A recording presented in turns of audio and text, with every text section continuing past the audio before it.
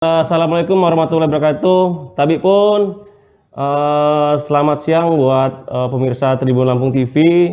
Di sini kita akan melakukan wawancara khusus dengan Kepala Dinas Perindustrian dan Perdagangan, Bapak Satria Alam.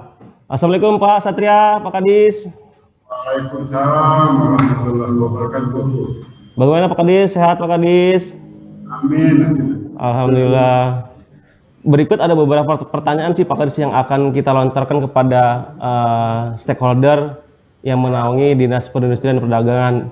Pak Kadis, mungkin ada beberapa pertanyaan yang akan Bayu ajukan, seperti pertama, Pak Kadis, seperti apa sih kondisi industri dan perdagangan di Lampung pada awal tahun 2021 ini, yang saat ini kita ketahui nih di tengah pandemi yang belum mereda nih Pak Kadis? Terima kasih Adinda Bayu dan jajaran Tribun Lampung TV yang saya hormati dan saya banggakan. Pemerintah Provinsi Lampung termasuk pemerintah provinsi lainnya yang memang terdampak COVID-19 ini. Akan tetapi sesuai data bahwa pertumbuhan ekonomi Lampung pada awalnya semester 1 itu tumbuh 1,73% positif, tapi di triwulan kedua April Mei Juninya itu kita terkontraksi, tumbuh negatif sebesar negatif 3,5%. Alhamdulillah syukur di triwulan ketiga kita masih tumbuh negatif, tapi sudah turun angkanya 2,41. Hasil koordinasi kami dengan Bank Indonesia dan BPS, kemungkinan besar di triwulan keempat nanti kita tumbuh. Amin. Mudah-mudahan. Kemudian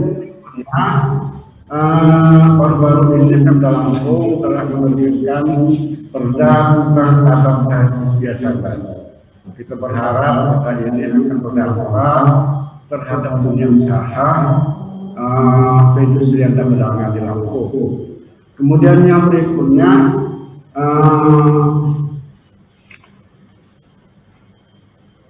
nampak akhir ini, akhir tahun tahun 2020 dan awal tahun 2021, beberapa sektor atau dunia usaha mulai ada geliatnya.